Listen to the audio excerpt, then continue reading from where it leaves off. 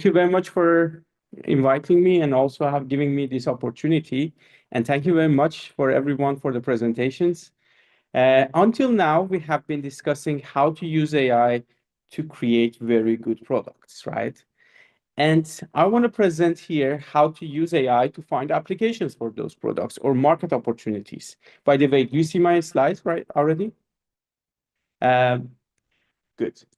So I want to show you how to use AI and together with expertise of human to collect the quality data to find the opportunities for our products in the market.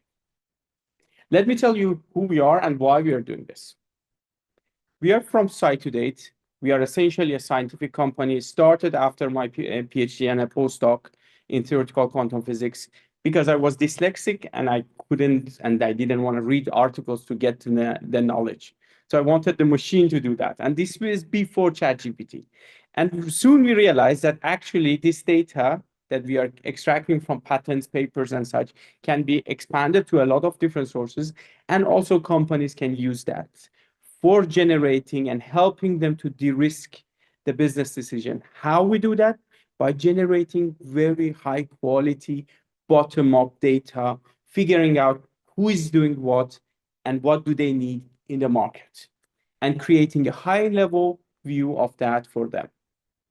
So essentially, we provide a professional service for market and technology research for different verticals, specifically recently a lot in the energy verticals, because there is a lot of changes happening in that industry. I want to tell you what we do and also what are the things that are relevant for the photonics and also optics world here.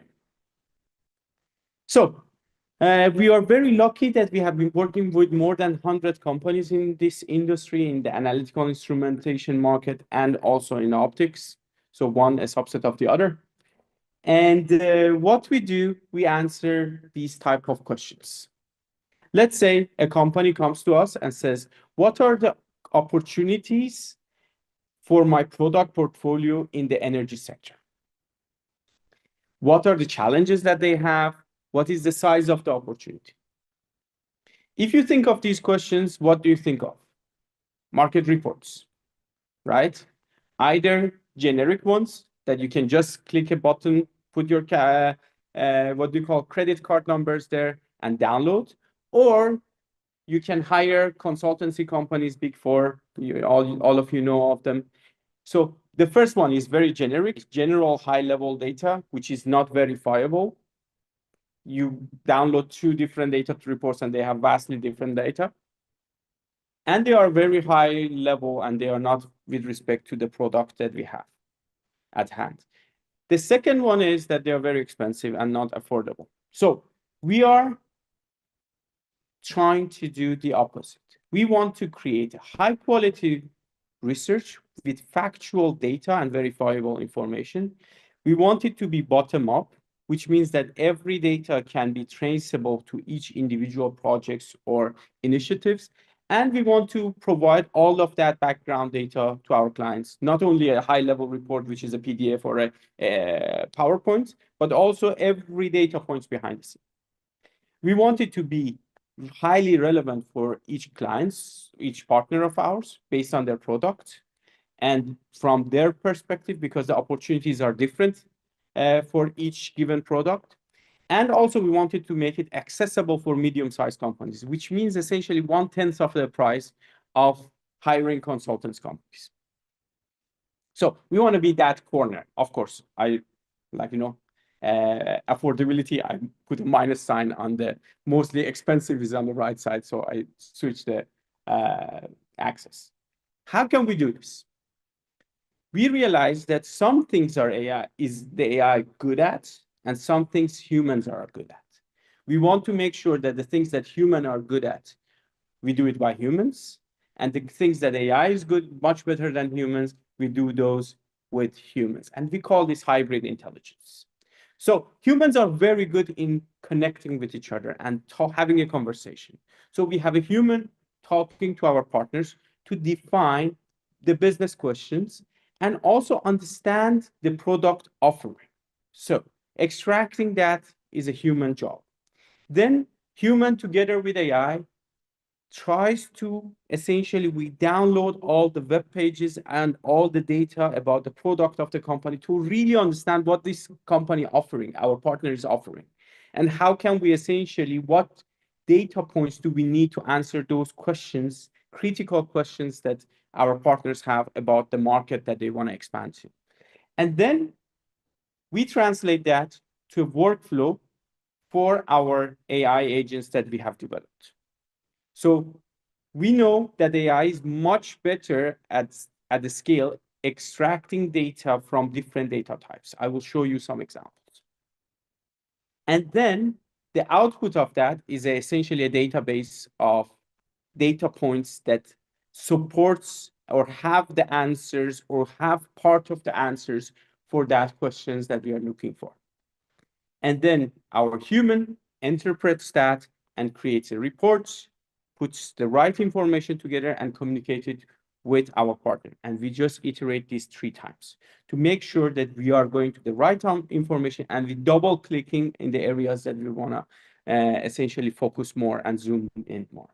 Let me give you an example. Let's go back to the questions that we have. Okay, let's see if you're essentially one of the partners or you are one of the companies in the in this webinar. We want to know what are the opportunities for in the energy sector for analytical instrumentation or optical instrumentations. How do we do this?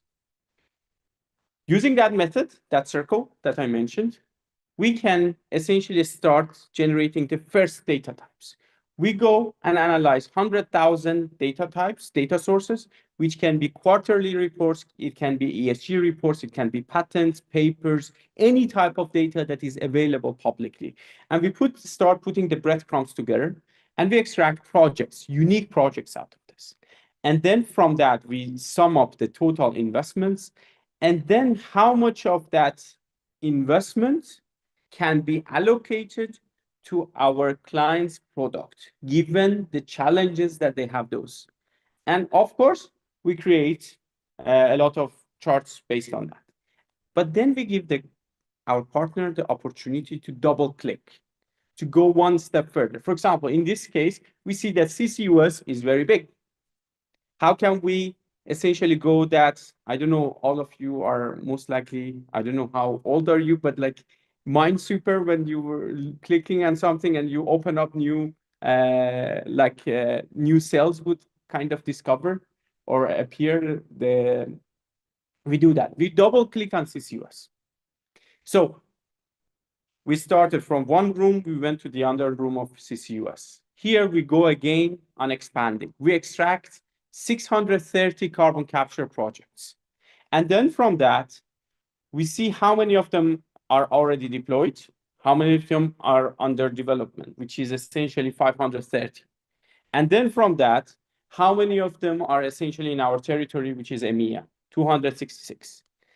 And then from the total capacity, we see how much more do we need to reach the goals of 2050. So what is the future trend should be given the fact of the goals that we have as kind of as a society to 2050? Are these all the projects that are going to happen, or are there most likely a lot more coming up? And all of these, every single data point from behind these are available. But then we can essentially go to, let me see here.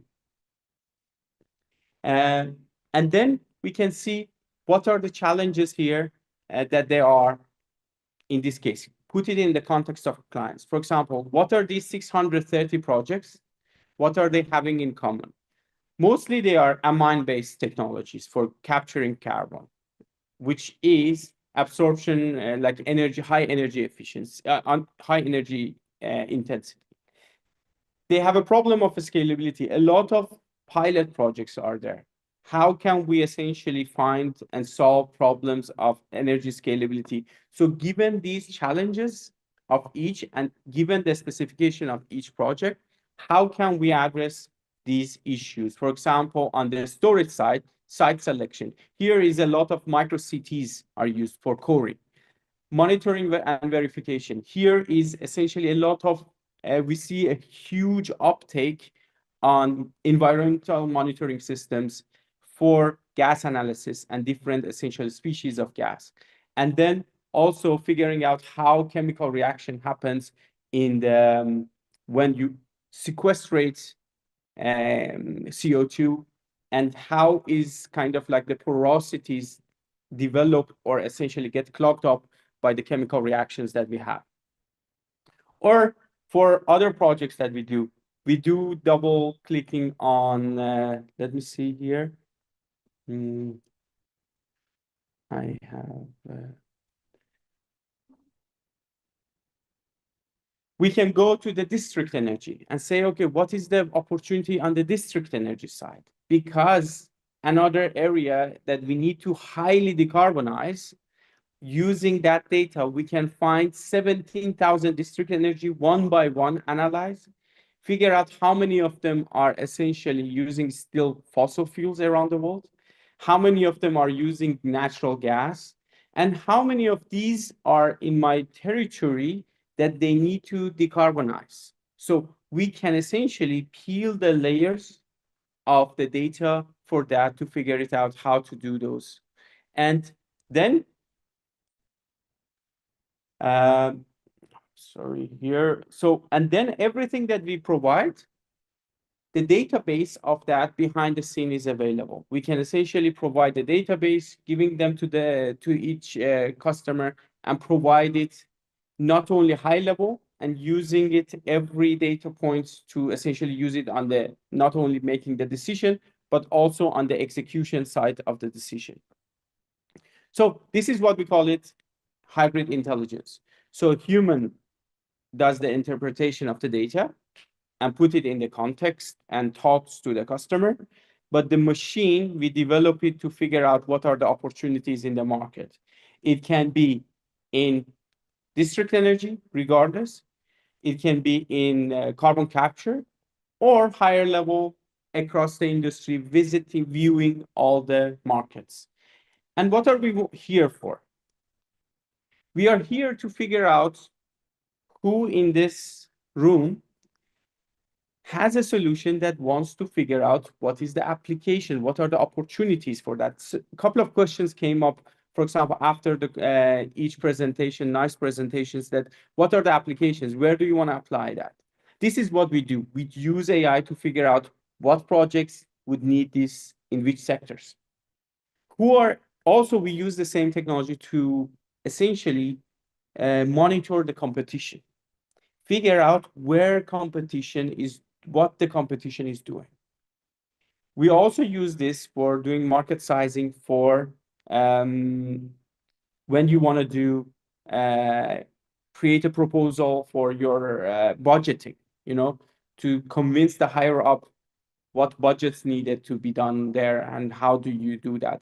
And also recently, we started working with oil and gas companies to see which technologies they need to invest in. So we return it around, not looking at the initiatives, but looking at the suppliers of technologies, which suppliers have the best amine-based solutions, which suppliers are best direct air capture, and which one of them are essentially giving the best results, looking at the publications, their patents, and all of that. Yeah. If you want to talk about it, I'm open, and also my colleague is here as well. We are looking forward to collaborate with more companies at the EPIC. We have been lucky enough to be collaborating with a few colleagues here. But yeah, thank you very much.